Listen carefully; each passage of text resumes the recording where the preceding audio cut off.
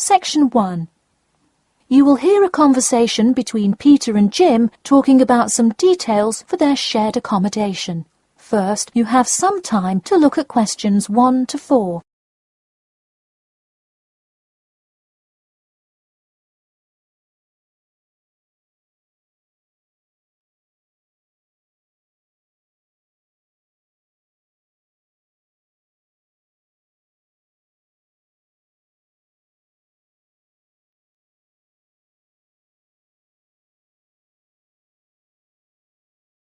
Now we shall begin. You should answer the questions as you listen, because you will not hear the recording a second time. Listen carefully and answer questions 1 to 4. Hey Jim, it's Peter. Oh hey Peter, what's up? I thought I'd call so we could hammer out the details for next year's lease. That's a good idea. Did we ever decide on how to split the total rent? Well, I was thinking, since my room is bigger, I probably should pay a little more. So I could pay £110 and you could pay £80. Does that sound okay? Considering that my old apartment cost me £100 for a smaller room, I'm definitely alright with that. Hey, I was looking at a map of the area and can't seem to find a bus stop near it. Do you know where we would catch the bus? Well, the bus is actually pretty far from us, but we have that garage that we can park our cars in. Wow, that's great. Convenient parking is hard to find, so we're lucky we have that.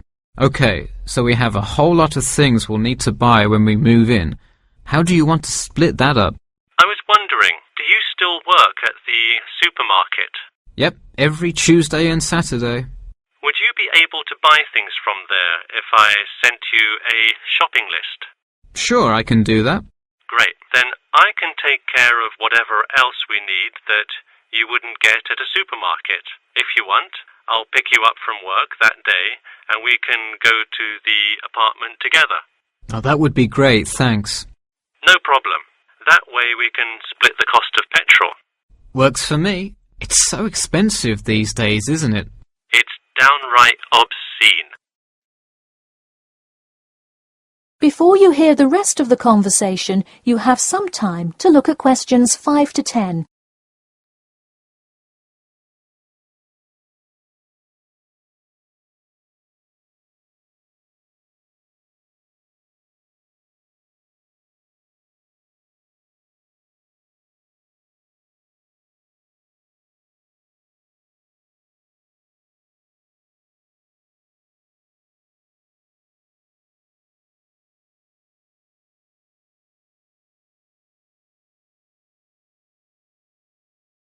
Now listen and answer questions 5 to 10. So let's figure out what appliances we need. Do we have a microwave? Yes, the landlord's providing that for us.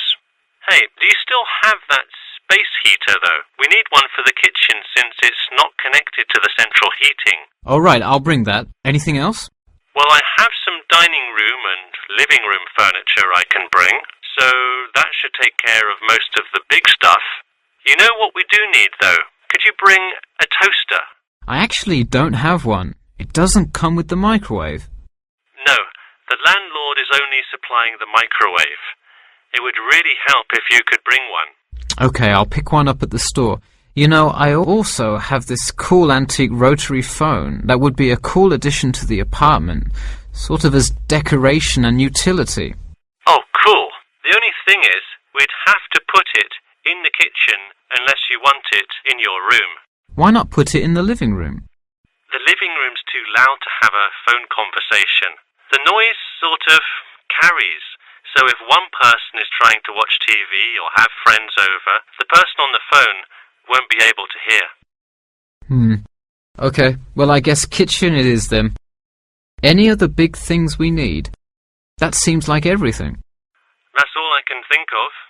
And of course, move-in is June the 1st.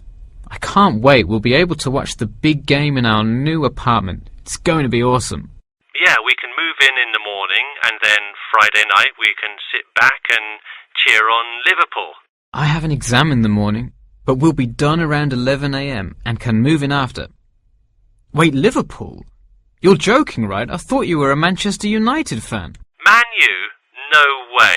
Liverpool all the way. Oh no, I don't know if I can live with a Liverpool fan. That is the end of section 1. You now have half a minute to check your answers. Section 2.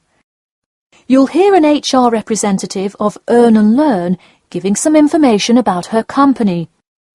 First, you have some time to look at questions 11 to 16.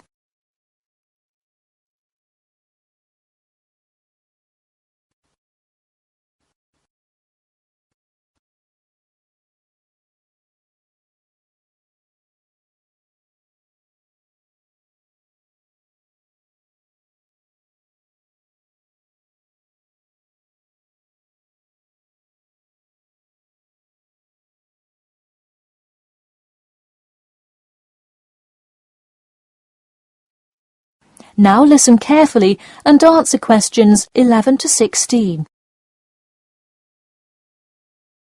Welcome to all of you. Can everybody see and hear me? Good. I'm Sarah Connor, an HR representative of Earn and Learn. I have been asked today to talk to you about our company. So, for those of you who don't know very much about the company, let me start by giving you some basic information about it. Earn and Learn started nearly 20 years ago. It is not a charity, but a for-profit company that enables promising entrepreneurs to make money while traveling. During the past 10 years, it has grown rapidly and has gained great influence in most countries of the world. We have a partnership with the school and take a large number of recent graduates from the business school. So, if you are a recent graduate, I'd say you can consider applying to our company. Before your application, you might be curious about what sort of places you could go to. There are 4 main locations, but you also have the freedom to submit a different location, and if they can make the necessary arrangements, you can go. The first country Earn and Learn established locations was the US, where you may choose from multiple locations, as long as you can commit to their more rigid schedule of August to December. Also, you could do the Australia internship. That one is really cool. You work at a wildlife shelter and learn about the business practices of non-profit organizations. You do have to be willing to commit 8 months for that one, though. Perhaps that's a long time to be so far away, but I would say it is really an amazing opportunity. I don't know whether some of you are in decent physical shape. If so, the South Africa internship is another exciting one. You learn a lot about sustainable farming, but you would be doing some of the manual labor involved in maintaining a farm. Indeed, it's hard work, but I think you would definitely be able to do it. It may be wise to wait until after their summer is over, so it's not so terribly hot. In addition, there is a most recently established location in India. This one gives you more of a study abroad feel, given that they arrange a host family for you to stay with. In the other locations, you live in an apartment with other interns, so this is definitely a unique experience. Before you hear the rest of the talk, you have some time to look at questions 17 to 20.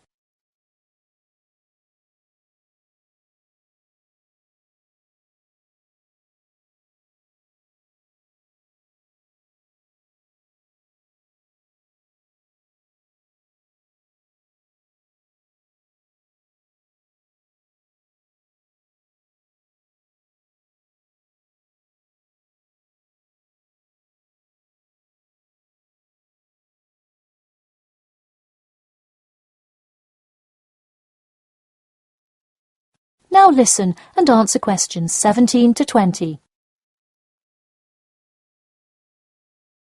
Regardless of where you go, at the end of the program you get a global traveling certificate, as long as you can explain your experience. You can provide a written log of what you did. I recommend writing journal or blog entries about what you do every day, or a weekly summary of each day. Of course, you don't have to write up a formal report or anything like that. and you need to apply for it once you have returned. Some students may want to know whether this is a paid internship. Actually, you have to pay for the flight there yourself. But you have the opportunity to create your own small business, which could earn you money if it's successful. So basically, you pay for it all up front, but when you're there, you can find ways to make money. That is to say, you pay for 2/3 of the cost up front as a deposit, and then give the final installment 1 month prior to your return. Finally, I have to remind you that you need a health check before you go, to make sure you're not going to spread any communicable diseases. In addition, before you go, you don't have to attend any meetings or workshops. You'll meet everyone you'll be working with once you get there. Okay, well, that's all I've time for today. Thanks for listening, and I'm happy to take any questions if you have them. That is the end of section 2. You now have half a minute to check your answers. Section 3. You will hear a student called Margaret Parkinson talking about the class she missed on Thursday with her professor. First, you have some time to look at questions 21 to 26.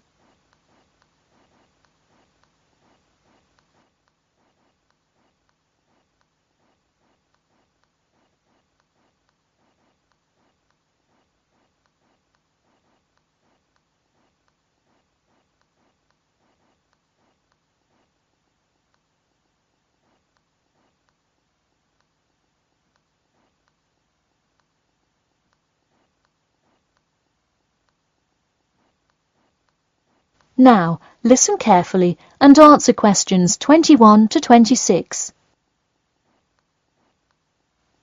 Hi, Professor Timmons. Do you have a few minutes?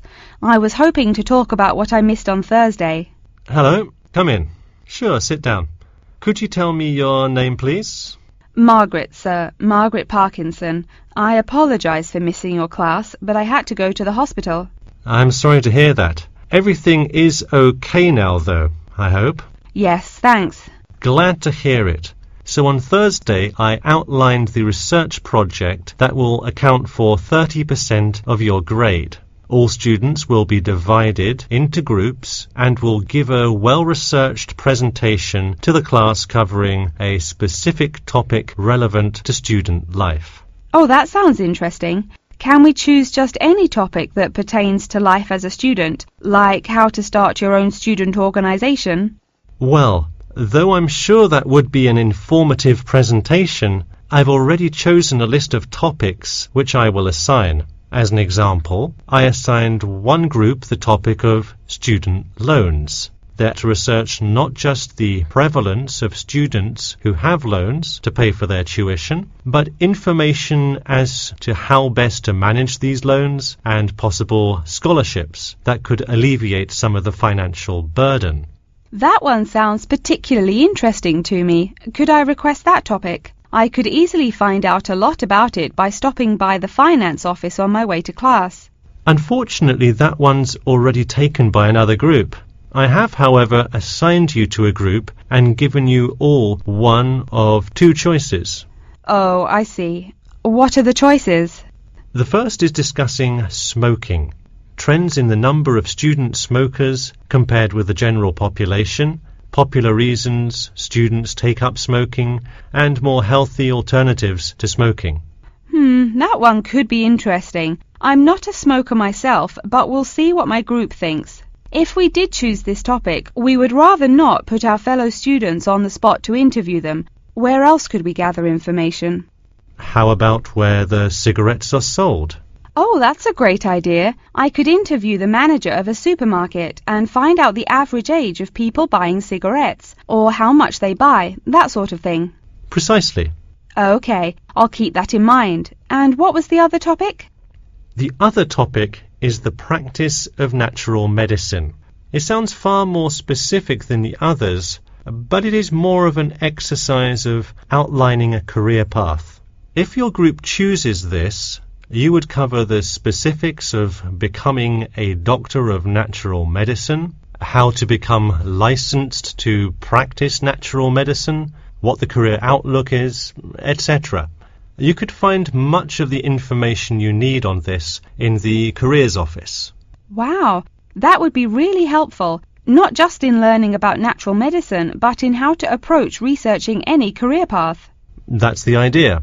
I want groups to really think outside the box to find information on their topics. They should interview multiple sources. Okay, now I think I have the general idea. Before you hear the rest of the talk, you have some time to look at questions 27 to 30.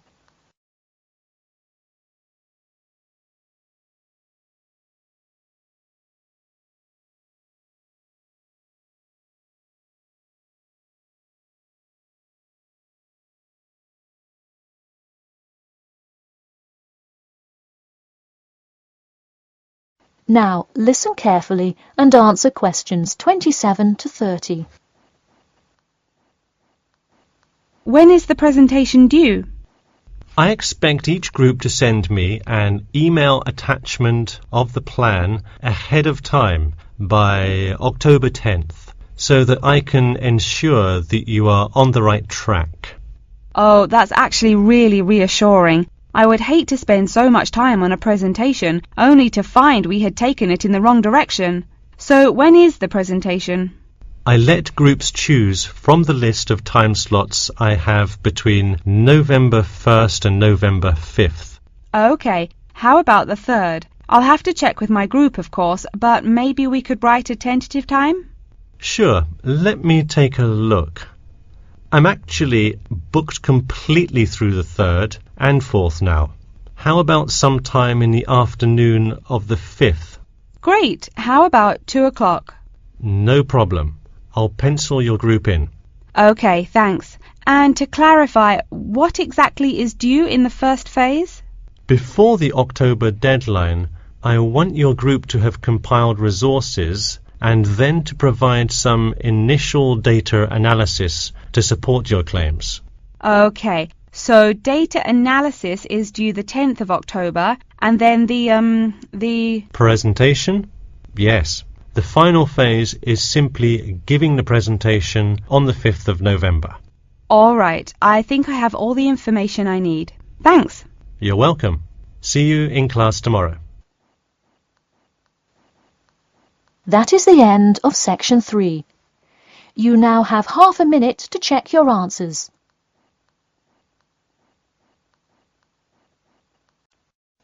Section 4. You will hear an introduction about an eco-friendly building called the Gherkin.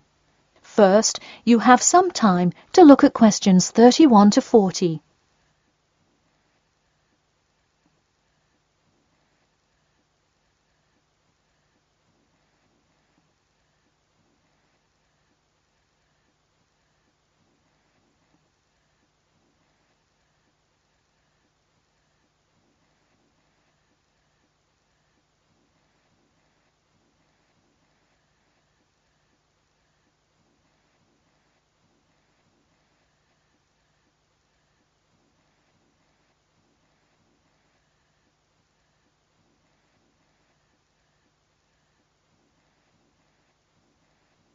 Now, listen carefully and answer questions 31 to 40.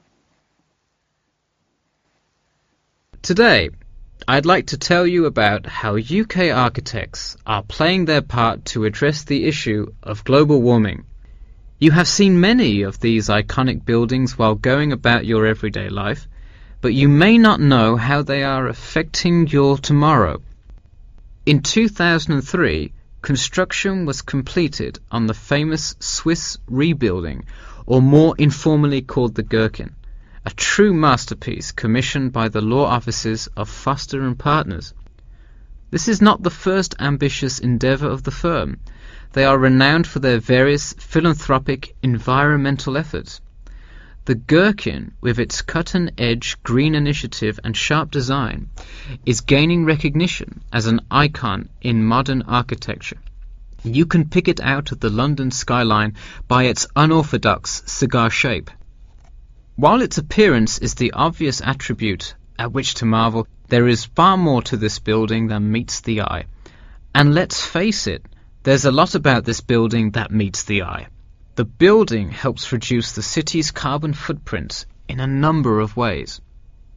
Just a quick note, in case you're not familiar with the term carbon footprint, get used to it. It's a buzzword you'll hear relentlessly to talk about reducing emissions. Think of it as the amount of harmful greenhouse gases that are given off into the environment by a single person, organization, or product. So going back to the Gherkin building, perhaps the most obvious as well as the most significant eco-friendly feature is the glass windows, which allow light to pass through the building, both reducing heating costs and brightening up the workspace. The ingenuity behind the various eco-friendly aspects of the Gherkin has seen its fair share of publicity, both from serious and silly sources. In a recent April Fool's Day edition, one e-publication printed a story detailing plans to replace 50% of the current exterior with grass, which would not only make large steps in the name of sustainability, but also give the building the green hue that would truly earn it the nickname of the Gherkin.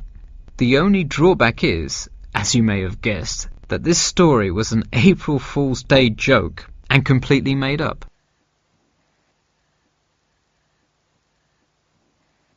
In all seriousness, though, the building is setting a new standard of design that other architects and city planners just cannot ignore. The building's bold and cost-efficient design has won a number of architecture awards, including the Stirling Prize, the London Region Award, and the Empress Skyscraper Award, among others. The design comfortably accommodates a large number of offices, while keeping maintenance and operation costs down, striking a superb balance between nature and the workplace. Nature is well and good, as long as the weather is nice outside. Given London's notoriously bad weather, the architects knew they must devise a quality temperature regulation system, and that they did. A special system designed to reduce the building's reliance on air conditioning was devised that cuts consumption in half compared to standard office buildings. There are atria that link each floor vertically to one another, forming spiraling spaces up the entire building. They serve not just as social common spaces, but also act as the building's lungs, distributing clean air from the opening panels in the facade through the entire building. The building isn't all business, though. It has its fair share of fun as well. At the very top, a club room offers a picturesque entertainment spot for company functions, private parties, etc., with a breathtaking panoramic view of the city. The creation of such an innovative structure has many wondering what the future of urban planning and architecture may be. Well, if the other projects currently commissioned by Foster and Partners are any indication, the entire city constructed with similarly eco-friendly buildings is not far in the distance. The Masdar City development aims to create a desert city that produces zero waste and removes as much carbon dioxide from the atmosphere as it puts in, a huge feat in protecting our Earth. The Gherkin is a truly impressive feat, yet it is not the only one worth noting. Now, to move on to another green initiative, I'll tell you about the Eden Foundation building found in Cornwall. That is the end of section 4. You now have half a minute to check your answers.